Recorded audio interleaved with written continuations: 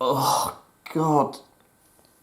Where am I? What's going on? Hey, buddy. It's me, Scotty G. Welcome to the future. The future? That's correct, Mundo. It's the year 2041. Then why do you look no different at all? Because I have an amazing skincare routine. Right, okay, but where is everyone?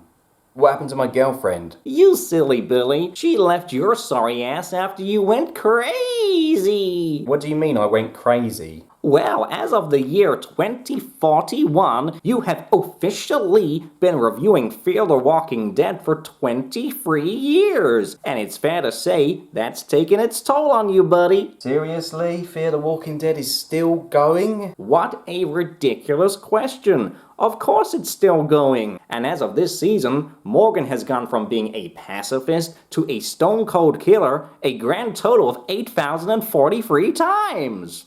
Fascinating. On the bright side, buddy, although you may have lost everyone you love and care about over the last 2 decades, you have actually gained 1 subscriber on your YouTube channel.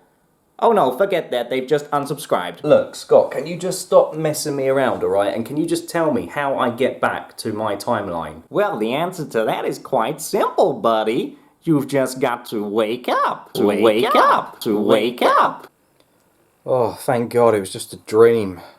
I'm back in the real world where everything is back to normal. Good morning, handsome. What the hell? Ready for round 2, Tiger? Round 2? Does that mean me and you? Oh yeah. Oh God, no. Oh God, please, send me back to the future, someone. Please, I need to get back to the future.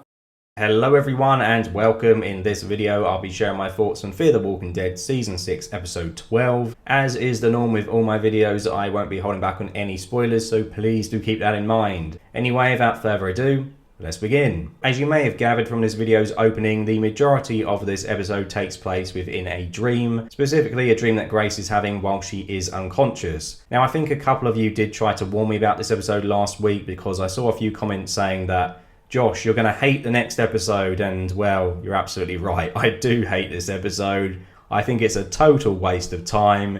It's just not for me, so let's go into why I disliked it. Firstly, I just think that The Walking Dead as a franchise has just overused dream sequences and hallucinations and visions. It's just been done to death, and I just don't care to see, The Walking Dead and Fear the Walking Dead repeatedly doing this. I just can't stand it, to be honest. And also, it doesn't help that, in my opinion, the dream sequences and hallucinations are some of the weaker parts of both shows. I mean, I really dislike the episodes in The Walking Dead where Rick was having visions of a lorry in a dress and hearing voices on the phone. That was just kind of lame. I hate the episode where Tyrese is dying, and it feels like what goes on forever is him just having visions of dead characters, and again, I just didn't care for it. I just did not care for it at all. It was just dull and tedious, in my opinion. We had the episode where Virgil drugged Michonne, and then the entire episode, or at least half of the episode, was just Michonne having visions of this kind of alternate timeline. What could have happened if she joined up with Negan, which, again, just felt pointless. I wasn't a fan of that episode either. In the latest season of The Walking Dead, Carol had hallucinations of Alpha, like a week or 2 after Alpha was dead,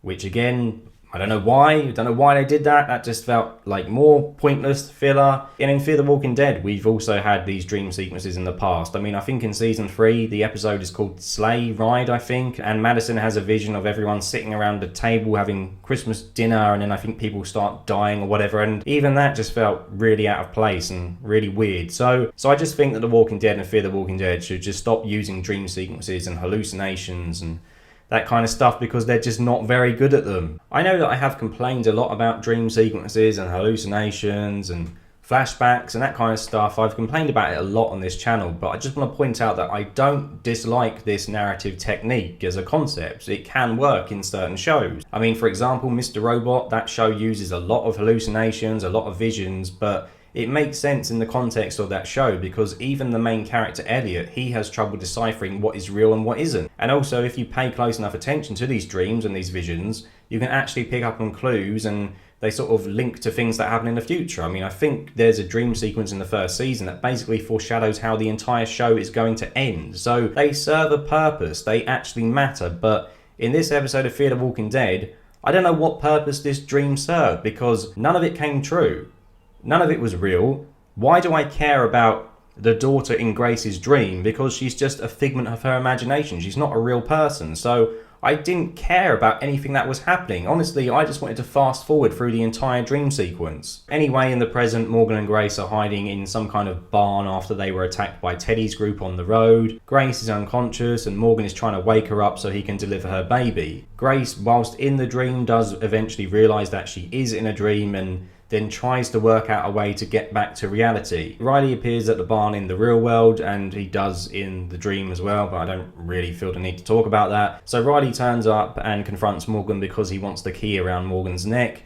He has, I think, 4 people with him, and instead of them all just charging at Morgan and ganging up on him, they all decide to attack him one by one. For some reason, I don't know. I will say that one positive from this episode is that at least Morgan does kill them, and it looks like Morgan will still kill people when it is absolutely necessary, and I like that because I did think he was going to go back to his completely pacifist outlook when we saw him not kill Ginny a couple episodes ago, but you know, at least he does actually kill still, so that's a positive for sure. But I don't understand why he stabbed Riley and then let Riley run away. I don't get that. I mean, he killed his lackeys, but you let the boss run. I don't know why he did that. Riley does return later on in the episode and once again threatens Morgan. I don't know how this guy is walking around when he has an open stab wound, but there you go. And basically Riley pulls out a gun and says to Morgan, give me the key and I'll leave you alone. I won't kill you. Give me the key, that's all I want. And I don't know why he didn't pull out the gun earlier. If he had a gun the whole time, why didn't he just use the gun earlier? Why is he now pulling out the gun? Why didn't his men have guns? I don't get it. Also, I don't really see there to be a particular reason as to why he even needs Morgan alive. He could have just shot him the first time and took the key off his dead body. Anyway, Morgan does hand over the key to Riley after Grace wakes up and says that the key is not the future, our baby is, or some really cringeworthy shit like that. So he hands over the key and then Grace has the baby, and in the dream, of course, we see that her daughter grows up to be old. Well, not old, she grows up to be an adult, and Grace is the one who dies in the dream. They basically say that she died during childbirth, but in reality they do the old switcheroo and it's actually the baby who dies instead of Grace. Now, I've made it clear many times in my previous reviews that I don't really care for Grace, but even as someone who doesn't like her character, seeing her deliver a stillborn baby was pretty horrific. I mean, I don't know, maybe it's because I'm a dad and I have a young girl myself, but I can't imagine what it feels like to lose a kid. So, yeah, this scene did kind of hit hard for me, even if I didn't particularly care for most of the episode. And like I said, I don't care for her or Morgan all that much, but yeah, you put a dead baby on the screen and it's always going to upset me. So, yeah, it did make me feel something. Morgan in desperation says that he doesn't understand. He says that, you know, you told me, Grace, this baby was supposed to live. That's what happened in your dream. And then Grace kind of says, oh, it's just a dream, and realizes that it was just a dream, not a prophecy, not a vision, and kind of starts crying hysterically and laughing hysterically at the same time.